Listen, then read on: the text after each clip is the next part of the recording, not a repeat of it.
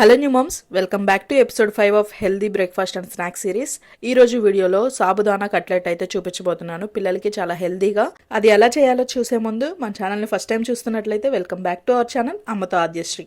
ఈ సగ్గుబియ్యం కట్లెట్ అయితే చాలా ఈజీగా చేసుకోవచ్చండి. దానికోసం మీకు ఎంత కావాలో అంత సగ్గుబియ్యాన్ని మనం ఒక 4 అవర్స్ పాటు నానబెట్టుకోవాలన్నమాట. సగ్గుబియ్యం మునిగేంత వరకు వాటర్ పోసుకొని ఒక 4 అవర్స్ నానబెట్టేసుకొని తర్వాత ఏమన్నా వాటర్ ఉంటే అవి వంపేసుకొని ఇలా పెట్టుకోండి. ఇంత మెత్తగా ఉండాలన్నమాట. తర్వాత దీంట్లోకి ఉడకబెట్టిన బంగాళదుంపని యాడ్ చేసుకోవాలి.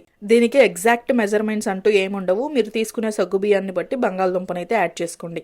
అలాగే తర్వాత సన్నగా కట్ చేసుకున్న ఉల్లిపాయ ముక్కలు కూడా యాడ్ చేశాను. దీంట్లోనే కొంచెం కొత్తిమీర, కొంచెం కరివేపాకు, అలాగే కొన్ని పచ్చిమిర్చి సన్నగా కట్ చేసి వేశాను. మీకు పచ్చిమిర్చి వద్దు అనుకుంటే పెప్పర్ పౌడర్ యాడ్ చేసుకోండి పిల్లల కోసం. అలాగే దీంట్లోనే కొంచెం సరిపడా సాల్ట్ వేసేసుకొని కొంచెం జీలకర్ర కూడా వేశాను.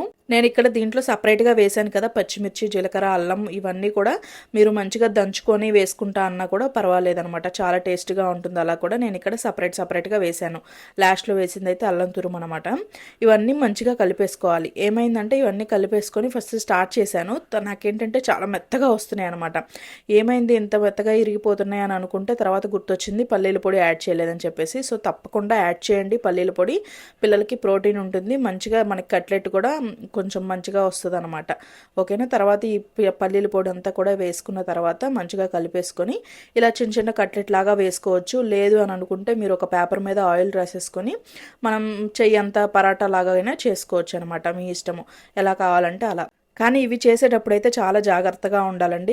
ఎందుకంటే విరిగిపోతున్నాయి అనమాట. మనం దీంట్లో ఏ పిండి వేయలేదు కదా, సో చాలా మెత్తగా ఉంటున్నాయి, విరిగిపోతాయి అనమాట. సో జాగ్రత్తగా ముందుకి వెనక్కి తిప్పుకుంటూ కాల్చుకోండి. వీటికి కొంచెం ఆయిల్ ఎక్కువ వేయండి. మీరు కావాలి అంటే డీప్ ఫ్రై కూడా చేసుకోవచ్చు, బట్ నేను ఇక్కడ డీప్ ఫ్రై చూపించట్లేదు అనమాట. జస్ట్ ప్యాన్ ఫ్రై చేశాను. మీరు డీప్ ఫ్రై కావాలి అనుకుంటే కొంచెం ఆయిల్ ఎక్కువ వేసుకుని డీప్ ఫ్రై చేసుకోండి. అంతే. చాలా సింపుల్గా ఉండే సాబుదానా కట్లెట్ అయితే రెడీ అయిపోయింది. ఒకసారి ట్రై చేయండి. పిల్లలు కూడా చాలా బాగా ఇష్టపడతారు. మీరు లంచ్ బాక్స్లోకి, స్నాక్ బాక్స్లోకి ఇలా ఏదైనా పెట్టుకోవచ్చు అనమాట పిల్లలకి. ఇది కెచప్తో సర్వ్ చేసుకున్నా కూడా బాగుంటుంది. సో నచ్చిందా మరి ఈ వీడియో? నచ్చితే కనుక మన ఛానల్ అయితే సబ్స్క్రైబ్ చేసుకోండి. అలాగే మీ ఫ్రెండ్స్ అండ్ ఫ్యామిలీ మెంబర్స్కి షేర్ చేయండి.